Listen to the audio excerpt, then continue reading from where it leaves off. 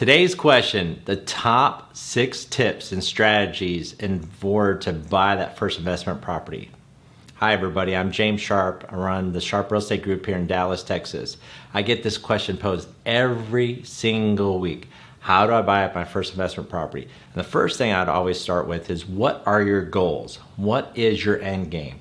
Are you going for cash flow, meaning like every month I get mailbox money coming in? Or are you looking for appreciation, which, hey, over time my value has gone up because the house values are going up? There is sometimes combination of both, but more times than not, you need to have kind of those goals lined out. Am I going for the cash flow, or am I going for the appreciation? Another piece to that is, if you invest this money, making sure that the goal is that, no, this is money that I can afford to put over into an investment piece and put in the bucket of investment property, and I don't need to touch it for everyday living. That's a huge goal to start with. Top tip number 1. I always recommend, if you're in a position to pay cash, that's fantastic. Proof of funds, some bank statements that say, hey, I got the line of credit already established. Those are huge statements of going forward, saying, hey, I am ready to go, real estate agent. Here's my proof of my bank funds. I have a couple $100,000 in the bank. I'd like to invest. My recommendation is this, though. Take this number tip 2 to heart. If you have that whole money, the whole enchilada, don't put it all into one property. You got to save some for the next property, and or saving some for those unexpected extras that are going to come up, because they will. Typically, you're looking at having to put 20 to 25% down. Depends on your market, depends on your lender and the banking institution that you're using. But always do this, is that if you have an interest in going into investment real estate, making sure to get an intro to a good banker, good loan officer who's handled investment properties.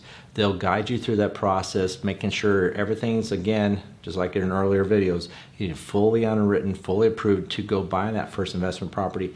Tell them, look, this is for investment purposes. The rates are going to be a little different than what it would be as if it was your primary residence, but don't let that fool you, because there's some great product out there, great opportunities to invest. Making sure to avail yourself of getting into somebody who has done this before. And that's the tip number 3, is don't try to do this on your own.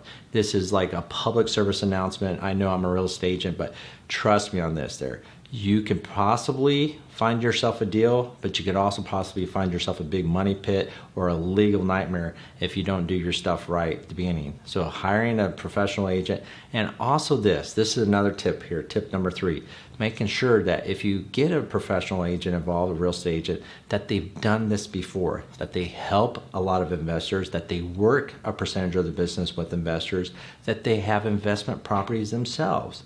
Why would you go to somebody who has never bought an investment property, has never worked with an investor, as your trusted advisor through this process? So don't do that. That's a big strategy for success, is making sure you get in somebody and hit them up with questions there. A lot of times, tip number 4 is making that real estate agent start working for you, setting up searches, going through the MLS, combing that, finding the best deals, and being able to send those your way. And then when you get those properties too, ask this is a huge tip. Number 4 is, hey, can you do me some historicals on this neighborhood? I want to know the history. Hey, what's not in the last 3 months or 6 months, but go back. Hey, what's been the last year? Go back 5 years.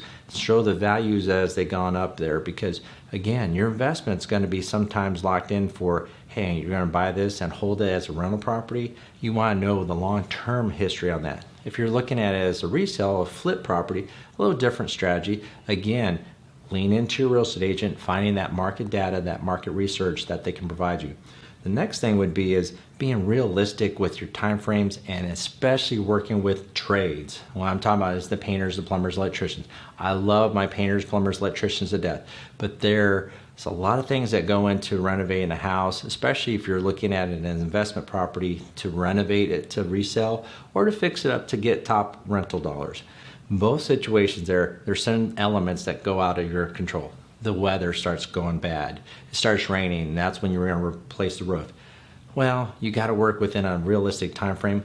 And also, a lot of these guys, especially in our North Dallas market where we're at, these trades are super busy. They're sometimes 2 or 3 weeks out, 4 weeks out, 6 weeks. I've seen some of my guys, where if you bought the investment property today, You may not get every trade up there immediately, and that will cost you time and money because you have carrying costs, you got holding costs there. So keep that in mind. A good strategy for success is making sure to ask your agent or your investment partners here in this case, who would they use for the trades there. I'll be happy to send you a list of trades if you guys want it. Painters, plumbers, electricians.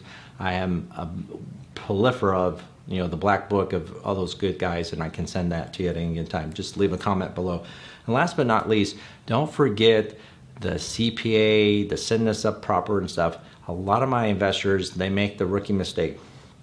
Buy the property, they put in the name of themselves, they put it in their own bank account, they don't set up a line of credit in a business entity, an LLC this case or something. Get professional help, including setting up your own banking accounts for the properties. If you're going to have this as a rental property, set up, take a few minutes, go to the bank, set up a separate checking account, savings account, what have you, an account that could be deposited for the monthly rent, and also set it up where you keep it from commingled funds there. And if you got more than one property, it's not a bad idea to have separate accounts and separate LLCs or separate trusts, of whatever you want to flavor this. But making sure, if you're not understanding what I'm saying there, get the advice of a good CPA, a business attorney, real estate attorney, or real estate agent. We help you, guide you through the process. I know tremendous resources that help a lot of my investors, especially in have their legal questions answered, their CPA tax applications. They're huge when you get into investment property. So be mindful of those. Hopefully this has been a good video to share some insights for you. Again, as always, we appreciate you guys liking this video series, sharing this, telling your friends about it, leaving us comments below. Thank you guys for tuning in and watching this. Hope you have a great day.